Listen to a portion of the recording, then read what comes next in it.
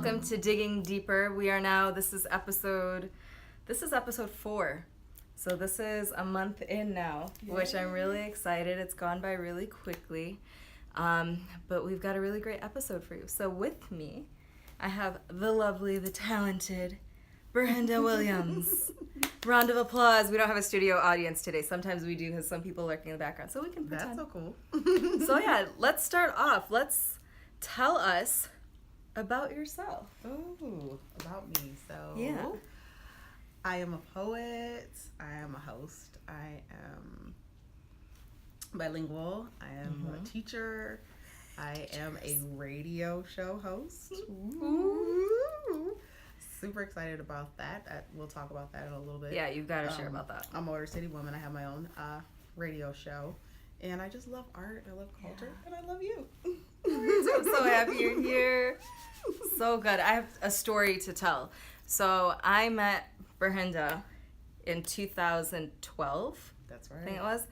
And a good friend of mine, Rumi, who went by Supreme, spoken word artist, took me to the open mic that you did at Southfield Library. And I was floored. It wasn't my first open mic, but it was my first open mic of that kind. And I felt like it was such a genuine space, an authentic space, and just allowed for people to be vulnerable and true to themselves. Ooh. And it was beautiful. And then after that, Ber-Henda asked me to come on her show because you had Be in the City at that time. Yes, that's right. And it's so funny because when I look back at that video, like, I think of my music, I'm like, oh, I sounded horrible because I had just started. So now when I look back at it, I'm like, oh my God, I did something in 2012. You know what's funny though is I think I was wearing the same scarf in that video. I think I have to look at it. I put it on today and I was like, I think this is what I was wearing. Okay, for some reason I thought you had a black scarf on. Actually, maybe I did. I think you had on a black scarf and like maybe and a beige jacket. But I feel like there was yellow something. Somewhere? Okay. I don't know. We'll have to look at the video. We have to look at it. Yeah. Shout out to my favorite teacher. Oh, that's my student on it. Aww, hi student. So yeah, let's jump into the topic. So we are talking about poetry today as a means of healing. Oh my goodness. Which there's so much that we can dig on this topic. Yeah, we can. So I wanted to start off with, since you're the expert here and the poet, what exactly is poetry? What form does it have to be in? What is it? Oh my goodness. So poetry has so many different forms and different layers to it, but I am a free form poet, meaning that there is no structure. Now some people like the iambic pentameter, where we get bars, or we get 16 bars. From the iambic pentameter, and some people like the pantoums and the diamantes and the I have that all sounds like a different language to me. The haiku, which is the Japanese poetry of so many syllables, 5, 7, 5 syllable, form. Yeah. Which is great to sharpen your saw, if you want to have fun with your words and see what you can condense, because it kind of stretches you when you do form poetry. Yeah. But more often than not, I don't do form poetry. I just speak from my heart. Yeah. Yeah. And usually I speak from a circumstance. Yeah. Namely love. Which makes sense. I used to write a lot, and I still do, but I think I used to write a lot more when I was younger. But when I look back at my poems, they're all about, most of them were really sad and depressing. Like all about sad experiences or experiences that angered me. And I felt like that was when I wrote, so it makes sense to have some sort of circumstance, and then it just inspires you, and it just comes out. And I mean, it has to get out of your body, yeah, because I feel like it poisons your being, it poisons your soul if it stays there. And so for some people, they dance. Yeah. For some people, they'll play an instrument. For others, it's poetry or journaling. Yeah. But for me, the healing has always been poetry. Yeah. Yeah. That's my go-to. Like, oh, had a crap day. Let me write about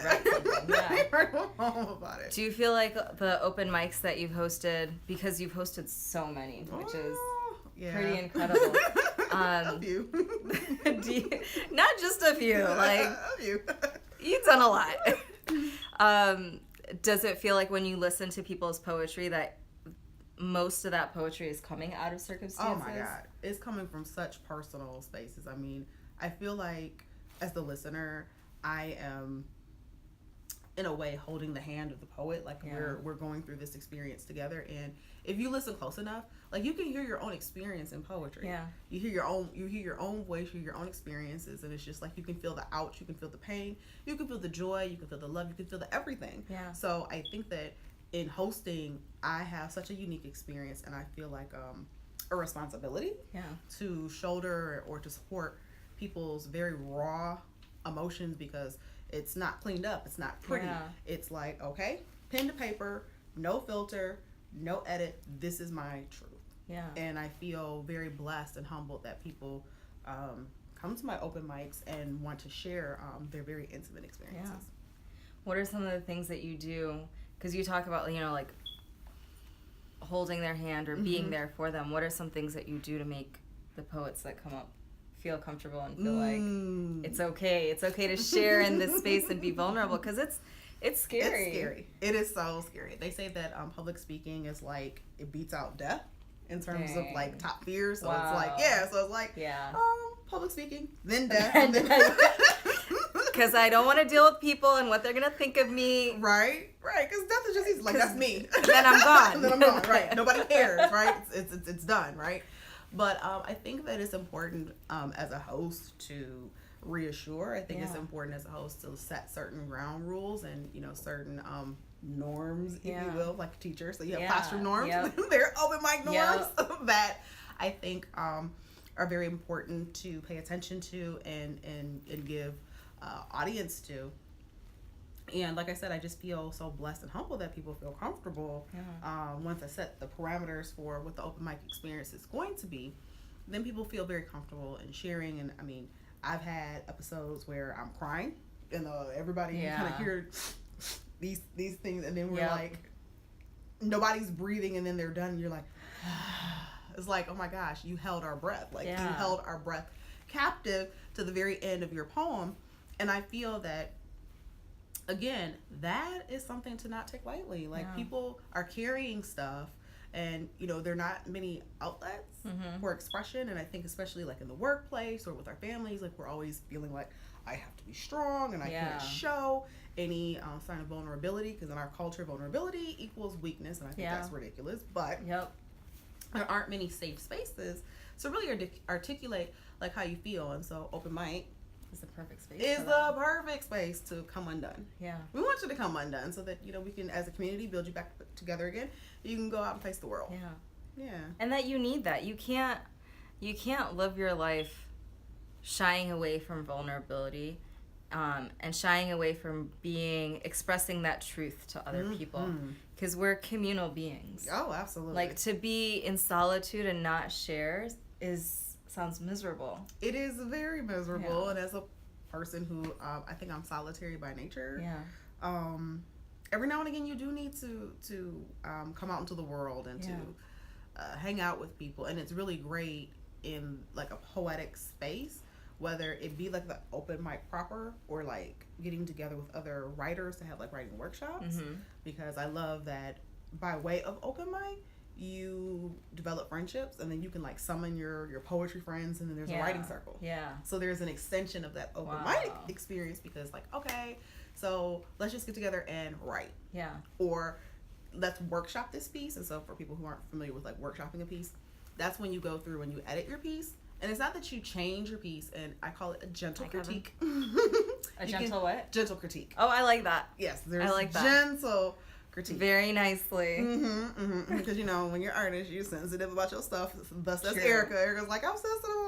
But we know that as teachers too, like students with their writing and their projects, like they're also very sensitive. They're so sensitive, and I don't grade in red. I used to grade in red. I grade in purple. Me too. Or a different color. I don't have red pens anymore. They're because all it's mean. It's like, bright you know, colors. Yeah, because it's like when you see it in red, it's just like my paper is bleeding. Like, is there anything that you like? There's nothing you liked. It was nothing horrible. Redemptive. Nothing redemptive about my work. So with that in mind, everything is redemptive about your work. So you know, you just maybe want to move things around, or you want more of something. So I love in poetry that you dig deeper when you have the gentle critique. You go a little bit deeper into the emotion, and I feel like, you know, once you get people like right here, then I think everything else just sort of follows. How is that experience of hosting and being in the open mic space different than being in a writing circle? So writing circle is super intimate, and I love this, and I'm not sure who coined the phrase of public intimacy, where blue ink here, baby. Hey, because Kevin's a teacher too, English teacher. That's right. That's right. Blue ink. Blue ink. So I think both are a form of intimacy because, you know, you're in the room in terms of the open mic with people who either are writers or appreciators of, or sorry, that might even be a word, appreciators, those who appreciate the art. It's a word now. It's a word, exactly. It's real because it's on the internet now, so it's real. Language changes, so ever evolving.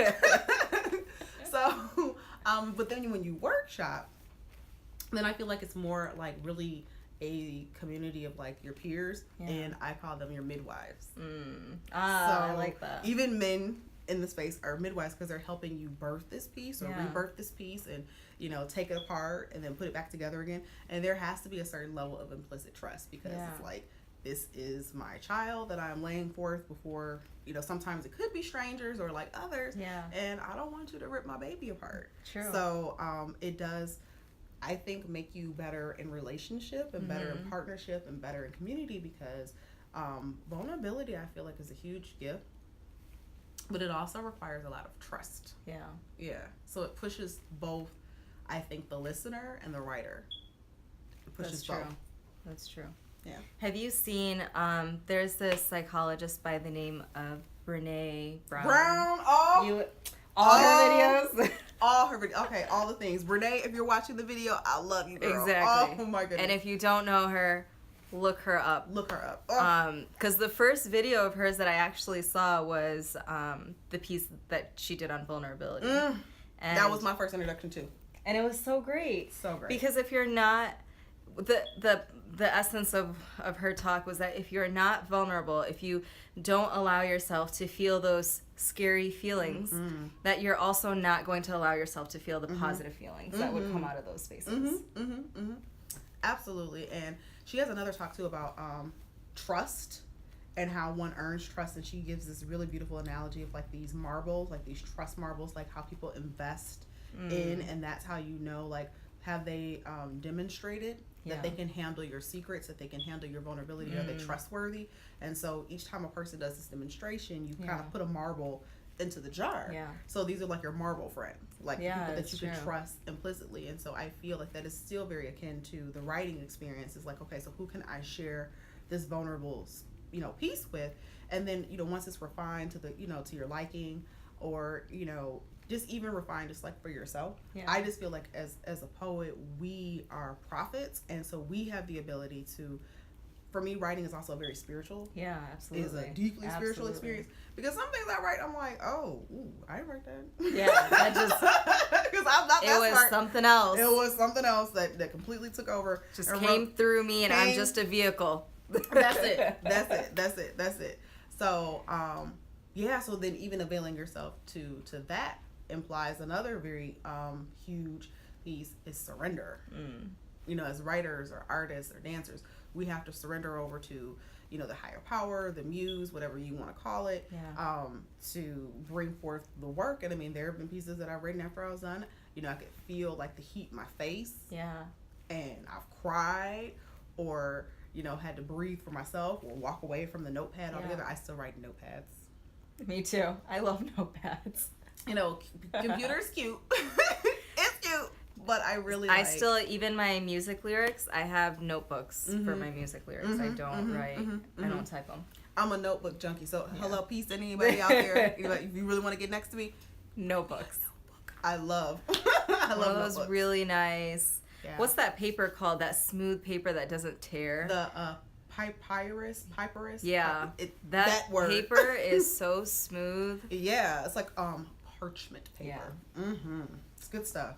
Oh my god. But that's true. You're like, what you're talking about reminds me of like this catharsis that you go through once. Another one of my favorite words. Catharsis. Once it comes out. Because you did it was so much work. It took so much work and so much pressure to get this thing out. And once it's a out, huge emotional lift. Yeah. You know, you have to really kind of gather yourself and gather everything and say, okay, I'm going to push. And so it becomes very labor intensive to do your work, to work in your craft. So, and then when you invite other people in to that experience, like we're all having like this kind of communal birthing. Yeah. As you're delivering your piece, you know, into the world. So I just feel like poetry is is so unique in that way, because it really is. It's your story. It's his story. It's her story. It's their story. It's our story. Yeah. So let's talk a little bit then about the healing power. Because there's so much in that. And I think I'm thinking of it in two parts, and I'm sure you can come up with more. But I'm thinking of the healing aspect, or the healing aspect of the actual writing of the piece, and then of the sharing. And then maybe a third would be for the publishing, people's reactions to it and whatnot. But I think the first two, not most poets, I'm sure there are plenty of poets who don't share their pieces. I was like that for a very long time. But in just the writing, what are like some healing powers of writing? I think, you know, one of the things that we're talking about is catharsis. I think it's sometimes you have so many emotions and you don't know how to release them except to write. That's right. So in my other life, in my other work, I run a girls leadership program. Yes. The Power of Girlhood. So shout out Power of Girlhood. And before we end, you have to tell us about that. Yes, and people have to log on, follow us, all that good stuff. So I love that one of our exercises is to write a poem or to write a letter to someone who you harbor anger toward. Ooh. But I'd done that a lot of times and it wasn't good. I mean, it was good. It was good stuff, but I'm sure if that person read it, they'd be like, But here's the wonderful space about the healing part of it, is that it doesn't matter how the other person responds, because it's not for the other person. It's for you. Yes. Yeah. And so when we start to write the poems around the person that we're holding the anger and the hurt and the resentment toward, it is such a liberating experience. And what I have found for many of the girls, nobody wants to publicly cry. Yeah. That is like the ultimate sign of weakness, is to show emotion. Yeah. Other than anger. Anger is okay to show in public, but because anger is masculine and therefore it's powerful. Touch on it. Preach on it. Preach on it.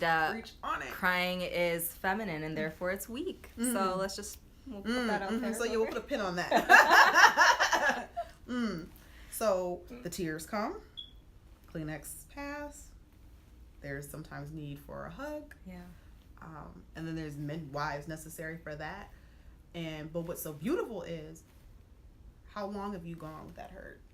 How long have you endured? So my girls typically range between ages like 13 and 17. So by the time you get to me, you've been harboring this. Yeah. For You've been a while. Harboring a lot. Oh yeah.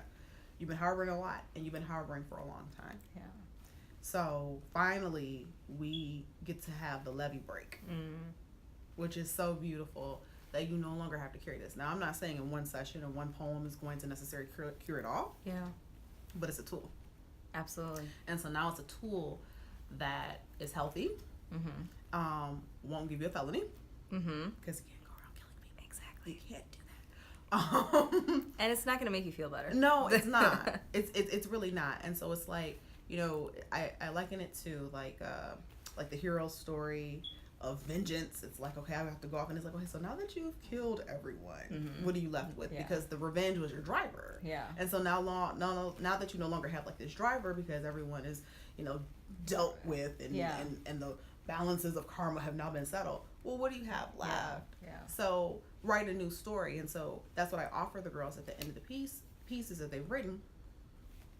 Now where? Yeah. Now forgive. Now I get a lot of pushback. I'm sure.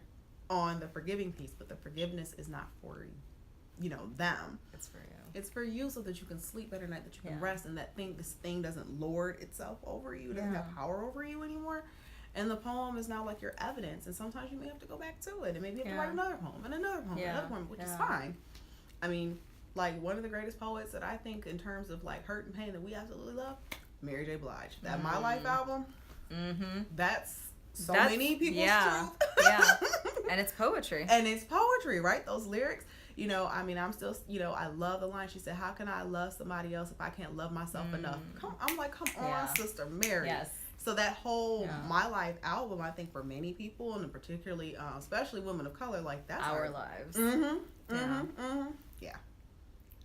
That's pretty intense too. I mean, and you're talking about, these are high school girls that you're talking about. Yeah, middle school, high school. And so middle school and high school, what a perfect age for them to learn how to deal with their emotions and how to use writing to deal with those emotions in a positive way, so that when they are older, as they grow older, that they are able to use those tools. Because I think that if you were not taught those tools, and if you were not given a Kleenex box and told it's okay, like you can cry, you have permission to cry, there's nothing wrong with you for doing that. And if you're not taught that, to be in your 20s and then your 30s and in your 40s and never having been able to express that, I think is just really unfortunate. It is.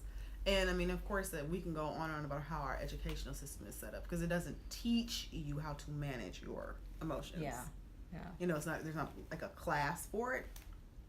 So poetry, I think, again, fills in like the gaps to help you in a more healthy way address your emotions. And there's nothing wrong with your emotions. I feel like, your emotions are what fuel your art, and weld, if you weld that passion, energy in the right way, in a more healthy way, not only could you probably have a bestseller, but you also just live a healthier life. It's true. And I think, like, one thing that I noticed, like, you talked about this when you were talking about hosting, and even when you're talking about Mary J. Blige, you hear poetry, you hear people telling their story, and it hits you because you feel the same feeling. And essentially, we all have the same emotions. That's right.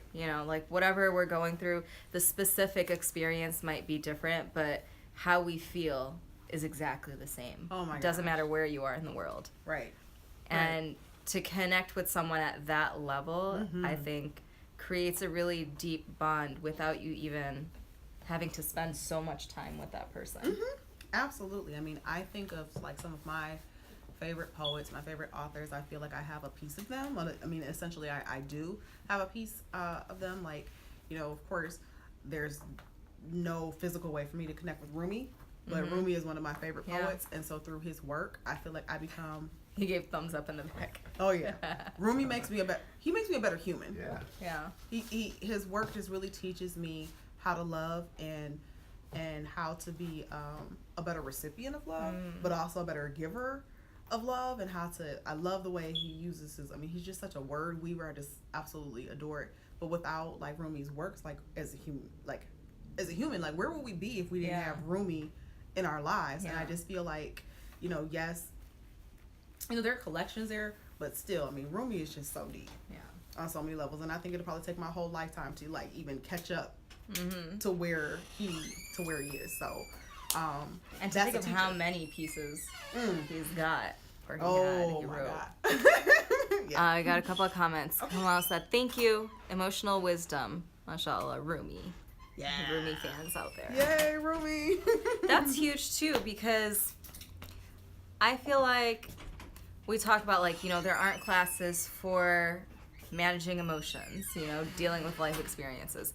And there are also, like, classes on art and poetry are not core classes. But selectives. They're exactly. So I like that. I'm going to use that now. Selectives. Okay. That, like, they're seen as on the periphery. They're on the fringe. But people who move societies are curators of culture, and that is curators of, I like that. Right? Yes. I know. I'm We're like, over here borrowing words, We're borrowing words. I love it. Curating culture and moving it along, and those are your poets and your artists and your musicians and your writers, and like, of course, your technology is important in math and sciences. No one is saying that they're not, but if you look at the movement of societies, you need culture, and that's.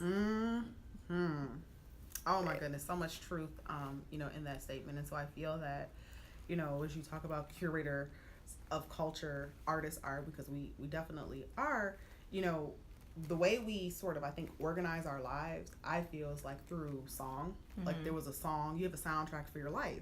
I mean, I think everyone does. I think we felt it, what was it, like 2016, 2017, when like everybody died.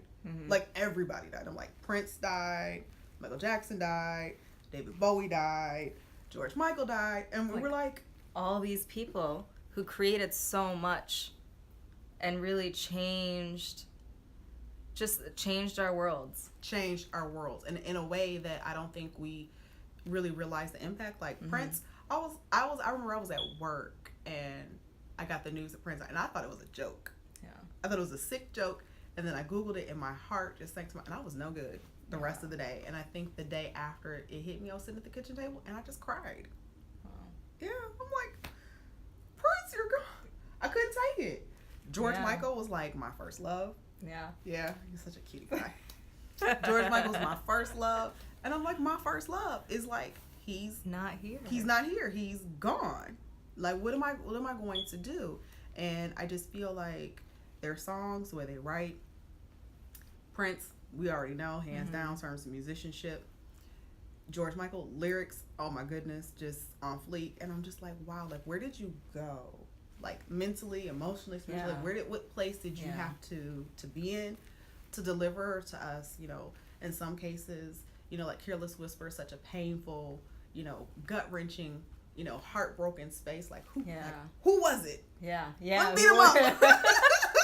Let me know where that person's at. Because they're going to be dealt with, okay? You don't hurt my baby like that. You know, they're going to be dealt with. And then, you know, when you think of songs like Go Crazy and like the euphoria of like these party anthems, it's like, okay, so again, where did you go to get to that space? So it doesn't always have to be like sad and downtrodden, but again, I just feel like the artists are the narrators. They're the mouthpieces that, you know, for people that maybe can't put words or streams of thought together, it's like, okay, but that's how I feel. So let me reach for this song. Let me reach for this painting. Let me reach for, you know, this particular, you know, medium to connect with, because I can't really say it, but this person says it perfectly. Exactly. And I can feel it and feel better about myself. And just knowing that someone else feels that same thing. Oh God, I mean, I think that's in a nutshell the Me Too movement, is that you're not alone. You're not alone, and you are sort of I don't know, hi, even Christina, affirming that my experience was valid. It was not a figment of my imagination. It wasn't something that I did to deserve this. As a human, I have rights, and they were violated. And by you saying Me Too, you affirm my humanity. Exactly. Yeah. Validation is huge. I mean, we talk about, like, yes, you want to have inner validation, but at the same time, it's very powerful to feel that from someone else. And I think that from artist to audience, the audience affirms the artist. True. And vice versa. So it's like this symbiotic relationship that we have as artists and audience, that I am the person, the vessel, and you're affirming my experience, but you... Hi, Leslie. Yeah, we're so blessed that, oh wow, like this person is speaking directly to me, and I think that's what creates, you know, followings or fans or, you know, whomever. Yeah. That's what moves it forward, because you struck a chord with someone, groups of someone, and, you know, for many of us, the people that we love to listen to, we've never met them, and more than likely we probably never will, but it's like, you know me more intimately than people like in my own circle, because you're writing these songs, you know what I mean? Or like when you think of like certain movies, like, oh my God, like this movie, like, how did you know? Like, how did you you get me in a way that no one else in the world gets me, and that's why I guess I get that's you like too. everyone with Black Panther. You get me. You get me. When I say like my heart and consciousness is in Wakanda forever. Oh my, please don't get me started. Oh my God. Yes. Christina and I did a bonus episode of Digging Deeper on Black Panther, and my Instagram crashed and I couldn't save the video. Man, I was so upset. That's horrible. Yeah, but you can do it again. I know, right? We should do it again. But you see a reflection of yourself in that art. And that could be in writing, in visuals, in music, in graphics, and so many different types of art, you know? So since you're a Marvel comic junkie like myself, I will say this. How would you feel about Black Panther and Storm? Don't they, in the actual comics, don't they? They were married. They were married. Yes, all right, let's make it happen. So next one.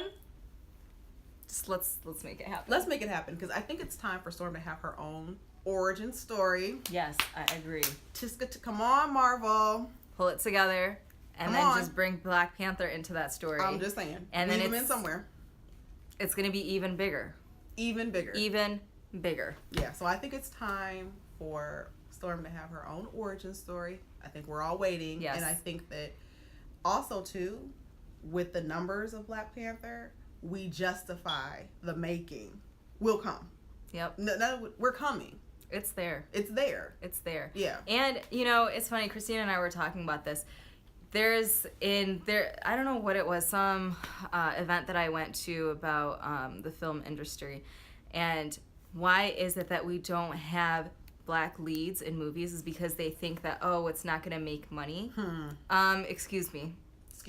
You made more money than any of your other movies. More than Deadpool. I think it was like double Deadpool or something like that. We sent a clap back to Twilight, and look, I love Twilight, but they broke that record too. Exactly. Exactly. And that just wasn't one Black person. That was an entire cast. Everybody. So beautiful. Oh my God. It was just gorgeous. It was perfect. Like Black perfection. I felt like it was like Black perfection. Like the Black aesthetic was just, oh my goodness, and just the depth and all of the actors. I mean, such a good job.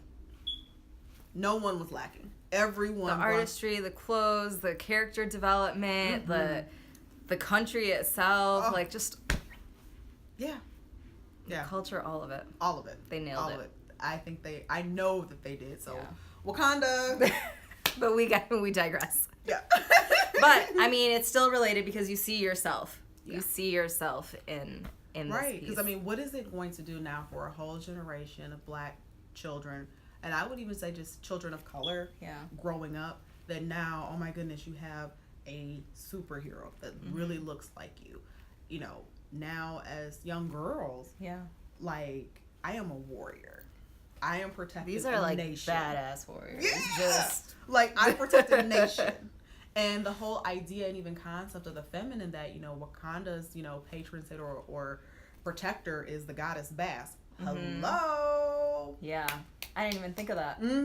So it's like everything is very femme-centric, which I think is just so, and it doesn't do anything to diminish, and so it doesn't, you know, diminish the masculine in any way. It's like they have just this beautiful relationship where both are respected. Yeah. And it's a beautiful balance. I think the masculine and the feminine balance is so important within each person, whether you identify yourself as a woman or a man, and to be in tune with both of those aspects of yourself. And be comfortable with it. Absolutely. And that goes back to the crying. Like, be comfortable with shedding some tears. It's okay. You need it. You need it. I mean, you wouldn't have tear ducts if they weren't meant to be used. You need it to release. And I think, you know, again, I mean, I could probably write Black Panther poetry. You have to. Yeah, I think that, you know what? You have to. You have to. I have to write Black Panther poetry.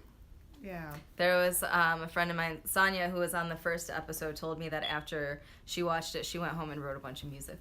Yeah. I think I'm going for round 2, just because it's one of those movies that there's so many symbols that it's like, okay, I need to really revisit next weekend. Then when it comes out. Oh gosh. That's everybody's Christmas. I'm getting DVDs. No bootleg here. Everybody. I'm not bootlegging. That's exactly what Christina was saying on our episod. She's like, I'm actually paying for this one. Yeah, I'm not bootlegging anything, and I will definitely shake my finger for anybody who does. Anybody who does a bootleg. I mean, I love, you know, going to the salon, but if the CD man comes in with a bootleg, shame. Yeah.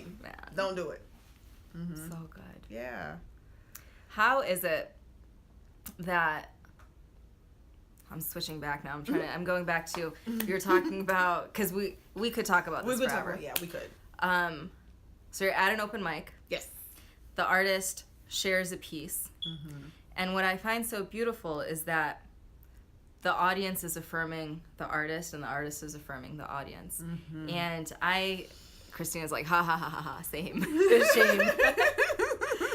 So I just started hosting open mics at the Bottom Line Coffee House. Yes, and I owe you a visit or two or yeah, three or you four. gotta come out. I gotta come. Yes. So I've done it for 4 months now, and I've got the rest of the year. So the third Friday of the month for the rest of the year. All right, third Friday. Okay. And what I love about it is that you can have someone who comes up who's either a virgin to the stage or just has art and doesn't feel as confident and is making mistakes, so to speak, or maybe is stuttering, or maybe says, okay, hold up, let me rewind, let me start this again, you know? Oh, God, I love it. And everyone just claps for them and says, you got this. We're here with you, and it's okay. Ooh. So and I love that about open mic spaces in particular, because it's less about the perfection of that performance and more about the experience that you have with the audience, like this conversation that's happening. Could not agree more. And I think that it spills over into other areas of your life. There's other overlap. So when you take, for example, like people who run marathons, I won't do it, but people who run marathons, like I get it, because you have to get into a certain mindset. Yeah. And it's not about whether you win the marathon or not. It's just the endurance and the practice and setting sort of a goal for yourself that you get to accomplish. So I feel the same way for the novice who gets up that maybe has never publicly read anything. I love, and you may have seen it too, like the physiological responses that you see, where you see the hand tremble or like the sweat beads, and you can tell like, okay, like they're so dry, like can somebody give them some water? Because you can feel it, and it's like, wow, you are so lucky, so blessed that you get to witness this person. They're sharing this with you, and they could do it anywhere, but they choose to do it with you. Because I mean, there are open mics everywhere. You know. And so powerful. I think, so when a person chooses like your open mic to come to, that's a rare gift that they chose your space to expose themselves. And that to me carries so much responsibility and weight. It's so true. Because we were talking earlier about curating culture, but I think being an open mic host, you are curating a safe space. And it's really interesting because I think it takes a lot of different, you have to think really deeply. I think about the words that you choose, the tone that you speak in, and things that you do in that open mic. So one of the things I started doing was I have like a blessings bowl, and I said, share a blessing, share something you're happy about, you're blessed, you feel blessed for, you know? And it's nice because then people write it on cards and then I'll read it out loud. So that's a way that you can share without coming up. And then on top of that, like when you're the host, you have to really deeply listen to each person and let them know how you felt about it and affirm them and give them some sort of positive response, you know? And that is so important too. It's not just like, okay, you did it, next person. Like that. Because it's not a mill. It's not like, okay, like come, okay, next. You know, it's not that. This is sort of like a baptismal, like you have to be so present to a person who's birthing themselves, and then sort of that communal baptism piece of it. And like one of my favorite hosts, Johnny Jenkins, J.Y. Obadele used to run an open mic called Echoverse, and that's actually how I met Supreme. Was up at Echoverse. He is by far, hands down, no dig against any other host, the best host, because he was such a great listener. And he would listen and he would take lines. I would watch him jot down notes behind each and every person. And I'm like, oh my God. He was like, yeah, and it really touched me when you said da da da da. And I'm like, you listen deeply. Yeah, you were really listening to that person. And so And he really made it so much, like, so less about him. I think he maybe did like one poem at the beginning and like one poem at the end. So there wasn't like a lot of grandstanding or like posturing, you know, to the audience. He really made it about each individual, and he made everyone just feel so welcome, so loved. And I'm like, wow. And I just love that he took the time to like write a note or like something that stood out about their poem, and then shared it after the person. So I think I'm gonna start doing that. Yeah, so shout out to JY. Because sometimes like I'll listen and something really hits me, and I keep telling myself, remember this, because I wanna mention this when I get back up. But it makes sense to write it down. Makes total. You gotta write it down, and I mean, that's a good host. I'm telling you, hands down, baby. JY taught me a lot about being a good host.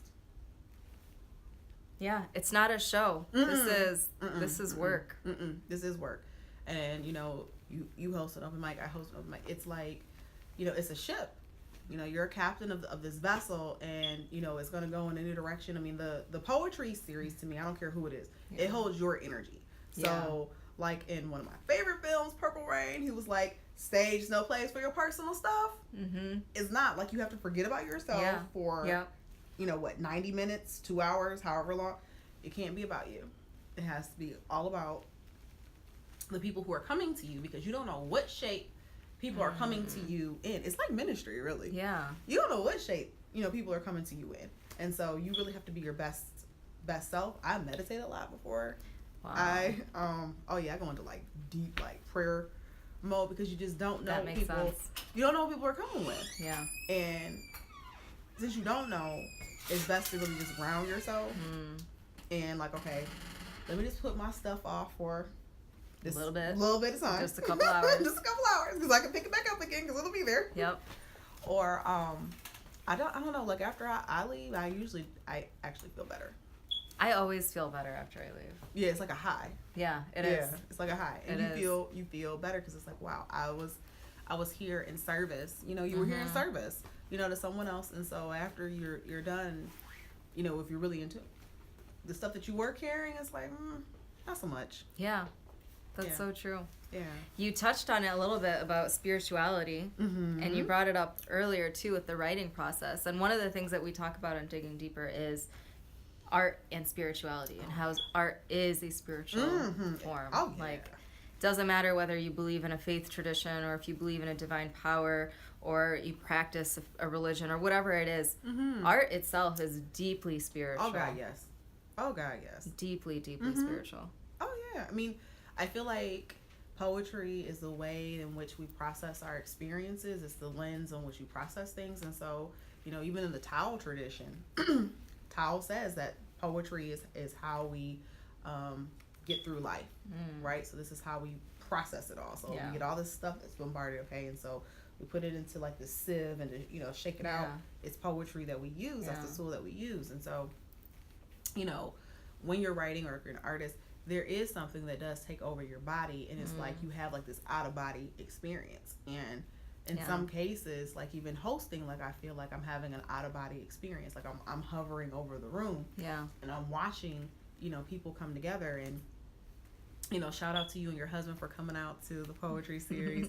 Loved it. The last one that you were at, like, I'm just looking at this beautiful sea of people. Yeah.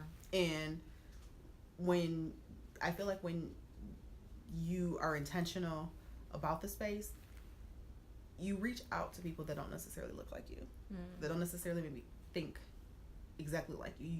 You want the inclusiveness. Yeah. You want the equity in the room. True. Which adds another layer, you know, to the experience that you have. And it's some newbies out here sometimes. It's like you've never read anywhere before, and you're like, are you sure? Because you don't sound... Because it sounds like you did. Right. Like, you've been doing this for, like... For some time. Hey, Trey. Yeah. For some time. And it's like, wow. Like, again, you know, you are spiritually connected to this person that you've never met before. Yeah. And it's like, it's all because of the way you put words on paper. You orchestrated these words in such a way that it's almost like you opened a portal that connects you to the other person. Yeah. And so we're having this exchange. And so, you know, other than the divine, I don't know how else it happens. I mean, that's why we named the band Divine Providence for our band. Shout out. put a little plug in. But because that's what it is. It is an out-of-body experience, and it's not just you. It's something else doing that work. Yep. And it's so much easier when you let that something else do the work. Yeah. I think it is when you let go and just see what pours out. You'll be amazed with how much you had within you. And people talk about, oh, the divine is out there or something. The divine's within you. That's right. Always within and never without. Yep. Yeah. So, yeah. What are some of the other ways that you find poetry healing in writing or in performing? So, I feel that for me, it'll be writing first. And there are some pieces that I'm led to share, and then there are other pieces that I'm led to keep to myself. And I feel like as an artist, it's important to keep a little something for yourself. Like not everything has to go on stage. Yeah. There may be some artists that argue with that, but everything you write or everything that you do doesn't have to be stage worthy. And I think because we live in such an age of like social media, like we have to post every single like thing. Oversharing everything. Yeah. Like how do you create healthy boundaries if you don't keep a little something, for yourself? Yeah. And so you have to nourish yourself first. So in keeping just a little bit back, I feel like you can replenish yourself by just holding back a little. But then the healing for me, especially in some of the maybe darker topics, especially like around, like anxiety or like depression or like the aftermath of like a heartbreak. Yeah. The darker places, you kind of need to be held up a little bit. So share. So, I feel like it's okay, to share a bit. And then I think also too, like, again, spiritually, we need witnesses. We want to be witnessed. Yeah. We want to be witnesses for, and we want to be witnesses, too. And so I think that in that experience,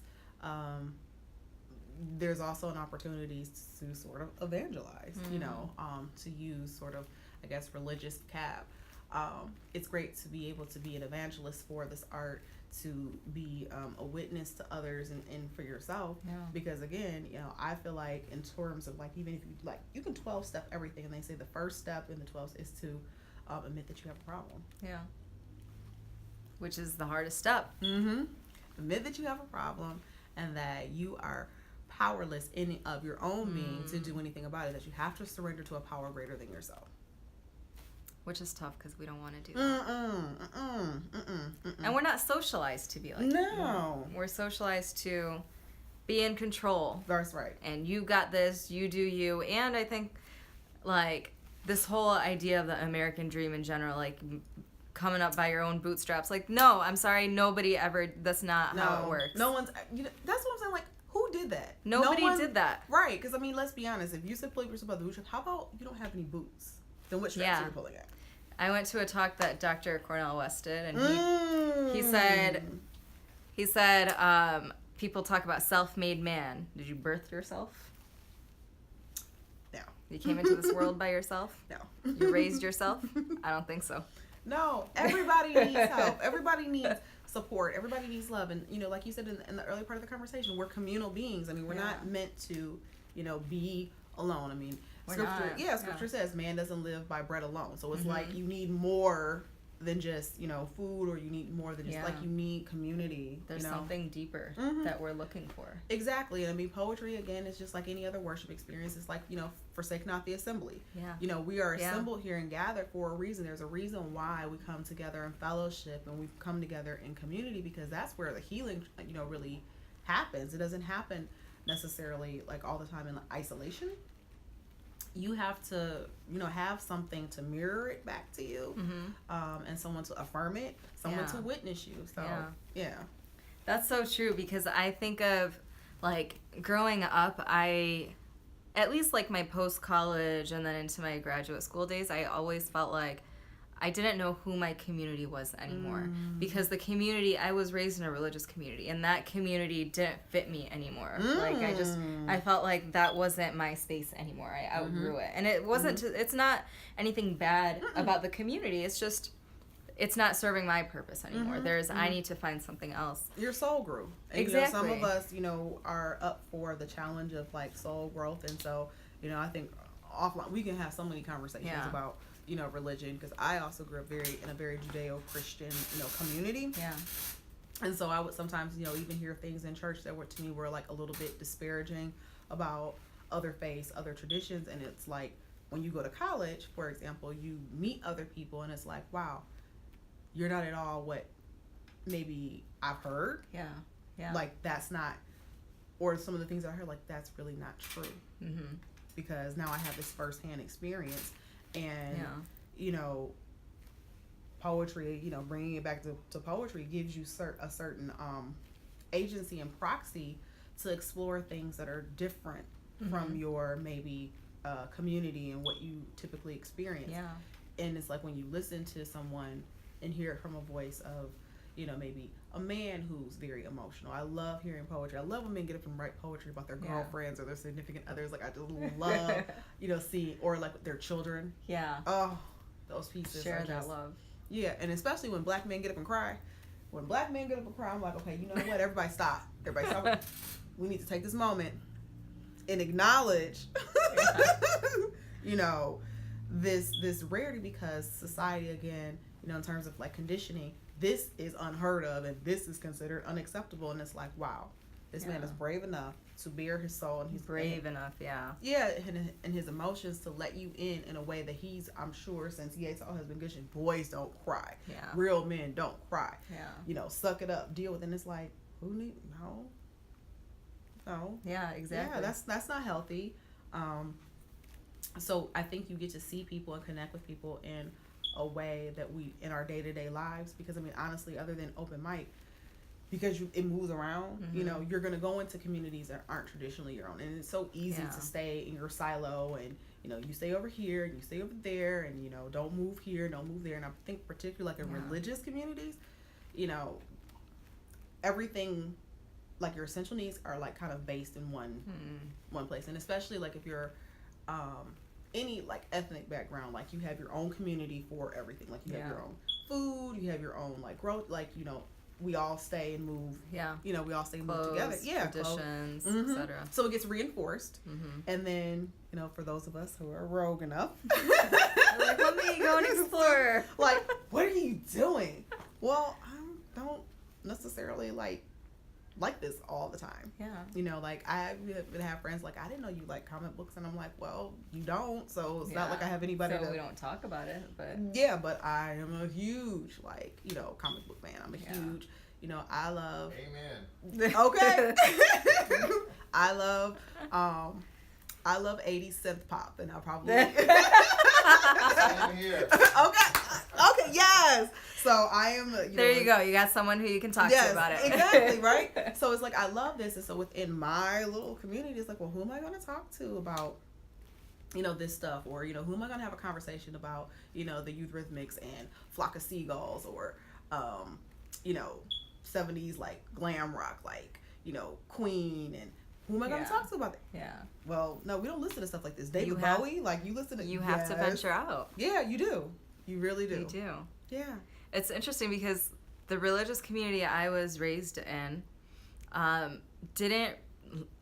music and arts were not like a huge part of the community. And then later on, like I would say maybe 10 years ago, they did start doing some poetry nights and like, trying to bring that in. But now I'm part of a community with my husband who are like Sufis. And these are Muslims who are all about love, music, spirituality, arts, expression. And really? that is what drew me to it, is because you can't take expression out of the spirit. Right. Like, you can't. They're one and the same. And so I think it's really healing to be in a space, whether it's religious or not, like an open mic space that really cherishes and values art. And says necessary. It's so necessary, and gives you a platform and says, I want you to express yourself. I want you to express how you are feeling and what you are thinking. And let's all engage in that. And I mean, when you hear a love story, like if you take, you know, ethnicity and gender and origin like out of it, it's like the root of it is love. And it's like when I hear like really great love songs, and especially like in my meditative practice, like Teddy Pendergrass's "You're My Latest Greatest Inspiration," it's like, okay, so when you listen to that, you can insert God at like any place, and so you can even transpose it to where it's like, okay, God is now speaking these words, like, "You're my latest, my greatest inspiration," like, you're more precious to me than, you know, everything that I own. And it's like when you think about everything that God owns and God's, you know, well, I created the world, so it's like everything here is in my dominion, but I am so enthralled with you. It's like, oh wow, me, like really, me, this one or the like you so much. Quit playing, guys. You guys just like no, you. I am in love with you, and that is like that weight of that love, that intensity. It's just like, wow, I didn't even know I could be loved like that. Yeah. So it's like, well, if I could be loved like that, because I think love to a certain degree makes you fearless. It does. Like when you're in love, it's really like I can do anything, and like I can walk on this water. It does. I can do some alchemy over here. Like look, you know, throw it at me. I'm ready. Like right, I can take it. Yeah. So, you know, I attempt to, at least in my, you know, open mic experience, create an atmosphere where people feel like they're loved. So you do feel fearless. Like, okay, I can get up here. Everyone else has been reading, and that's why I kind of do like the doors of the church are now open. Yeah. You know, is there one today? Oh, won't you come? Tomorrow might be too late. Does anybody have a poem? Did anyone get inspired? And so I love when, you know, those the last minute, like, well, I wrote something over here in the corner. Can I come into? Yes, you can. Yeah. You know what I also love? The last open mic that I went to, that the two of us performed at, that you did at Southfield Library, is that you perform something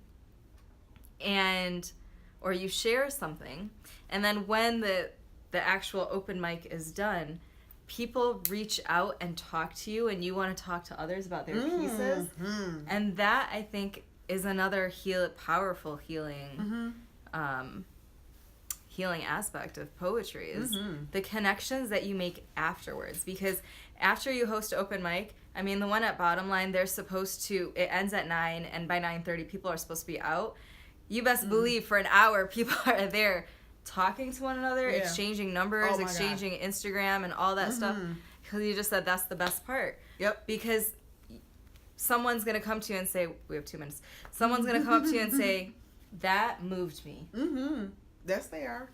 Yeah. Yeah, they are. And it's authentic. It's authentic, exactly. Yeah. So we have 1.5 minutes. She said, makes it matter. So is there anything else on the topic? After it logs us off, we'll come back on so you can share some pieces and tell us about any of your upcoming projects. Oh, yeah. But anything else about poetry as a healing tool? It's a gift.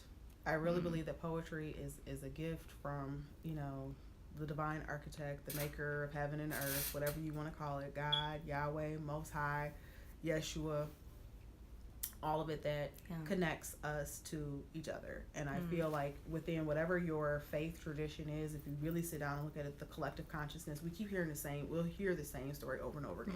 You hear stories of the Great Flood.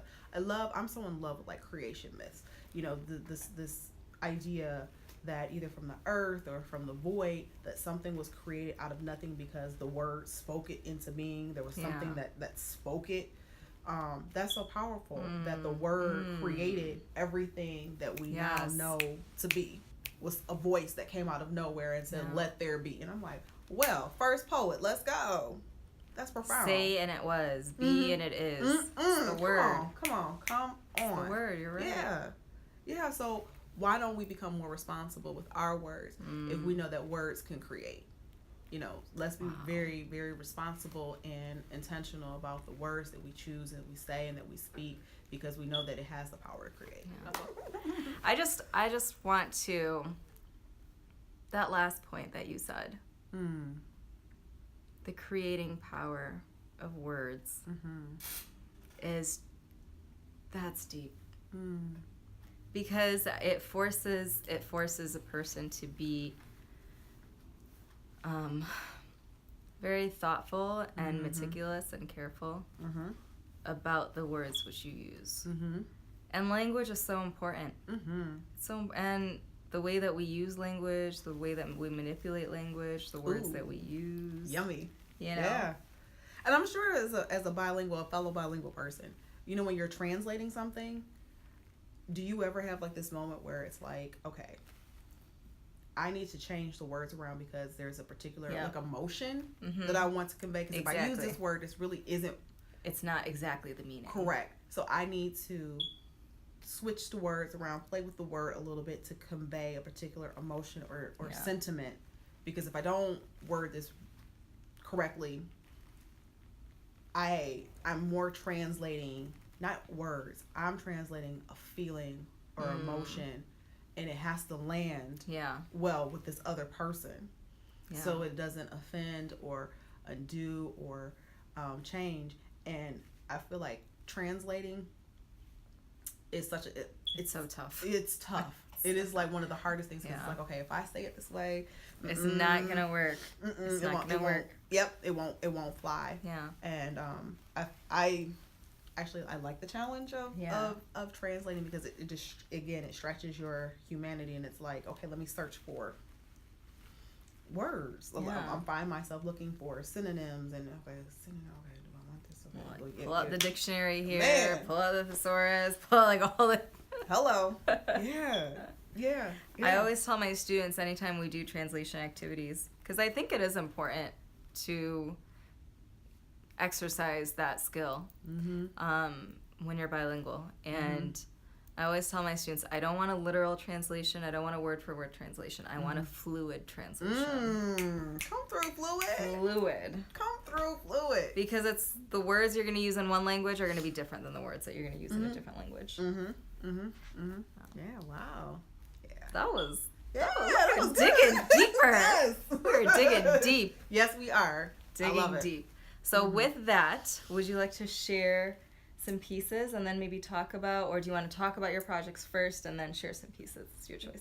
Well, I feel like, we have this time together, and so I want people to get to know me, and I feel like the best way to really get to know me is through my work, and then, leave it up to the audience if they want to connect with me in other ways. Okay. So I'd be like, let's establish some trust. Okay. And some intimacy. Let's do that. First. All right. Yeah. All right.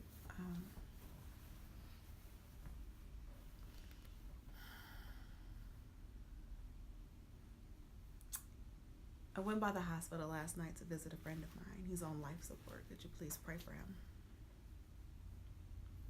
I said, I went to the hospital last night to visit a friend of mine. He's on life support. Could you please pray for him? I brought him a couple of things that I thought he could use, like a pen, a notebook, 2 turntables, and a microphone. I said, I went by the hospital last night to visit a friend of mine. He's on life support. Could you please pray for him? Some of you may know him. First name Hip, last name Hop. Thank you.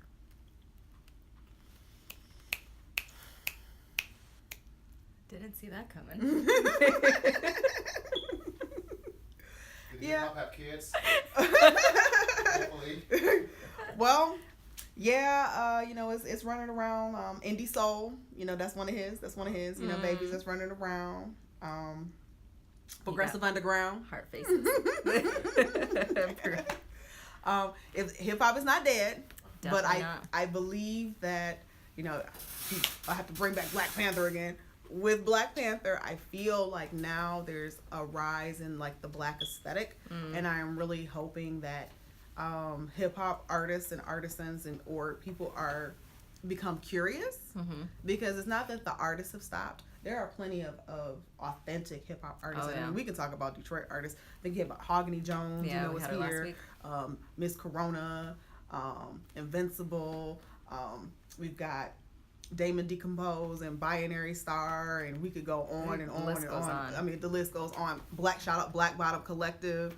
So your group, So, but I think that because digging deep hurts, going a little bit deeper makes you uncomfortable. Yeah. God forbid we think. They don't want us to think. They don't want us to think. So what we gonna do? Right. We're gonna think. We're gonna think. Right? So, I mean, and then that takes us to other areas, like we'll look at our food supply, you know, when we look at, you know, what's going on in the inner city. Like, I mean, it's easy to grab hot Cheetos. It's easy to grab, you know, beverages that, you know, have high fructose corn syrup. So, I mean, what is that doing to the body? Have you seen vending machines at school? The other day, I just went outside my classroom to the vending machine. There's 3 rows of hot Cheetos in that vending machine. I believe it. 3 rows. So, and then you're in an environment where you're supposed to be learning and using your brain, but the ingredients in there, of course, are not conducive for that at all. At all. At all. And it's like we want to do everything that we can to, you know, fill in gaps instead of like really address, you know, real hunger, real thirst. And so, you know, I love Arrested Development. He was like, you know, I drank the water from the well, but I'm still thirsty. Like, yes, come through. Like groups like Arrested Development. Yeah. You know, I think that I'm praying that now with this movement of, you know, Afrofuturism, that we are now open. You know, I say this and I put this argument, you know, all the time. There is a reason that, you know, whether you like her or not, Beyonce's Lemonade will forever be one of those openers, I think, to the masses. Yeah. She's not necessarily, you know, by any stretch of the imagination, like, you know, an underground artist, but it's like when she opened Lemonade up, her sister Solange, who's always been there, I mean, Solange is real woke. She's had plenty of albums. It's like now we're hearing her. And it's like, well, where's Solange? I didn't know Solange. No, Solange. She's been there. But now you hear her. But sometimes, you know, when you're so distracted, you can't see.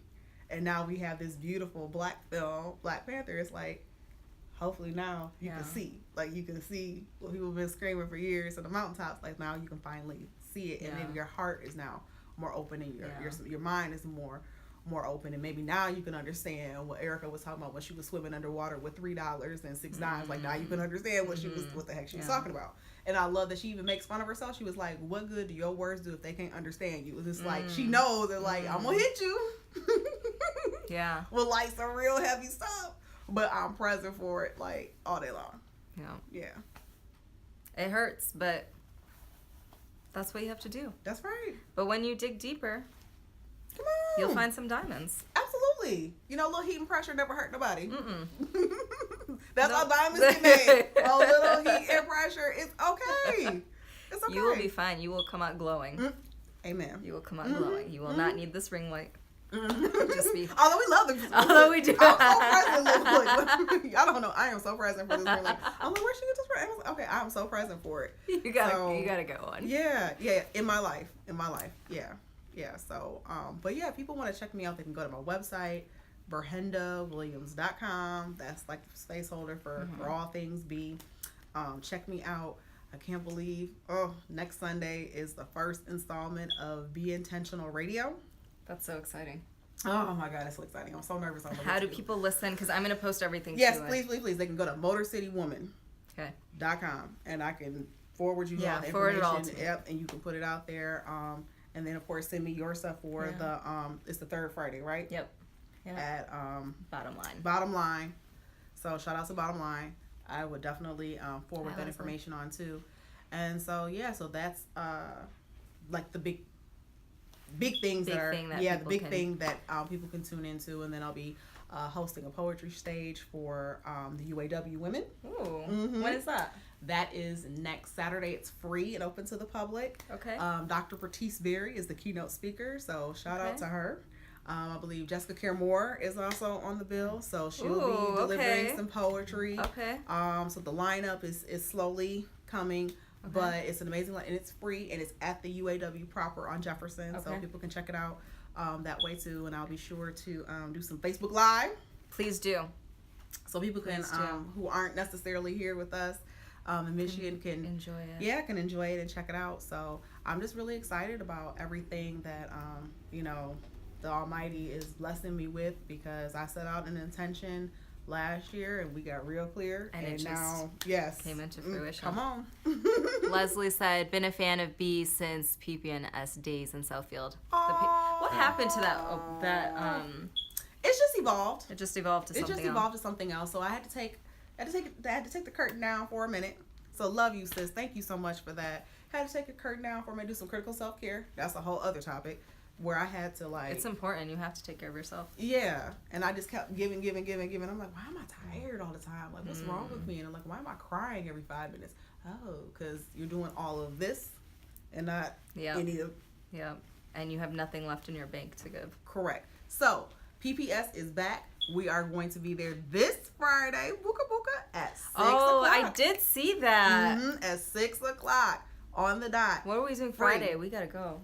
Yeah, and so we'll Facebook, okay, and then you guys can use that video for anything at all. So the same DJ is gonna be there. Perfect. DJ the Messenger is gonna be there. It's free. We're honoring Black History. Love it. So this is Black History Month, and like I said, I mean it's the low recession sheet price of $3.99. You can't beat it. It's family friendly. Best deal you can get. Exactly. So I love doing things in community spaces. So yeah.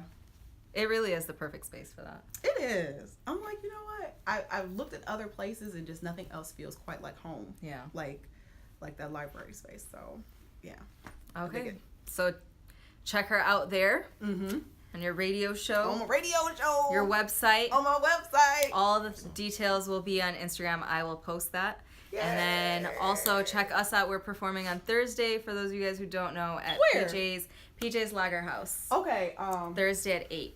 Thursday at 8. This Thursday at 8. This Thursday at 8. So we are going first, which is nice. So if you don't like staying up all night. I don't. Teacher. 8 o'clock, exactly. So 8 o'clock. We have a lot of teachers actually in the band. Okay. It's a school night. And it's high school. His son is our drummer, and he's a high school kid. Yay! He's 16. Okay, 16. So what time? 8 o'clock. 8 o'clock on the dot. PJ's Lager House. PJ's Lager House on Michigan Avenue, right? Yep. Okay, so I'm gonna see if I can rope in some teacher friends. Yeah. Come to that. I think cover is $10. I think. Oh, that's the which is that's nothing. That's expected there. Mm-hmm. So see me there. I'll post all of Ber-Henda stuff on my Instagram and on the YouTube page. Send me your stuff and I'll post my stuff. Like, hey, come check you guys out, because it's gonna be the whole band. Yes, or just you and your husband? The whole band. The whole band. Okay, whole band. 7-piece band. Ooh. Afro, jazz, and funk. Oh. And a little bit of soul. Okay, so I'm envisioning that when they do Black Panther 2, they'll need us. They'll need you for the soundtrack, because I haven't heard the entire soundtrack, but they say the last soundtrack is lacking a little bit. Really? Yeah. Part 1 or 2 songs probably. Yeah. There's a couple songs that are okay, and then there's some songs where it's like I'm not feeling the lyrics too much. Yeah, it's like, you know what, we can get that elsewhere. Remember I was playing that, and then I was like, oh, I don't like this next song. Next. So I think that there's space. Yeah. There's space for a little funk and soul and yes, all of that. Mm-hmm. It's a lot of good stuff. Yeah, it's like I'm excited. Taking from John Coltrane, Miles Davis, Jimi Hendrix, Santana, John McLaughlin, Alice Coltrane. Mix all those elements together. Okay, so if we gonna go there, then we need a little Fela. We need a little Miriam Makeba. We got a little Fela in there. Yeah, a little Fela in there. Little Miriam Makeba. Need a little Miriam Makeba in there. That would be her. Oh, yes, that would be her. Just a sprinkle. A little bit. Gotta have Nina Simone. Of course. Yeah. Gotta have a little Simone in there. Yeah, there's a little bit of all that. A little bit of all that in there. Yep. Okay. Okay. Love me some Nina. That's all. Well. I always wear my Nina Simone earrings. Oh, gosh. Yes. Channel it. Channel it. Blackbird, you ain't never gonna fly. Yes. With that, thank you so much for being here. I truly appreciate it. You are such a gem, such a light. So and honestly, the community is so blessed to have you. You have created really, really beautiful spaces for healing and for joy and for being vulnerable and being okay with it. That's right. You know? So I thank you for that. Amen. So I'll see you guys Thursday. Can't wait. Thank you, everybody, for tuning in. Bye, guys. I will see you next Tuesday, 7 o'clock. Be here. We've got another topic. Lots of interesting stuff. We're going to be digging deeper. And, that's all. Bye. Bye.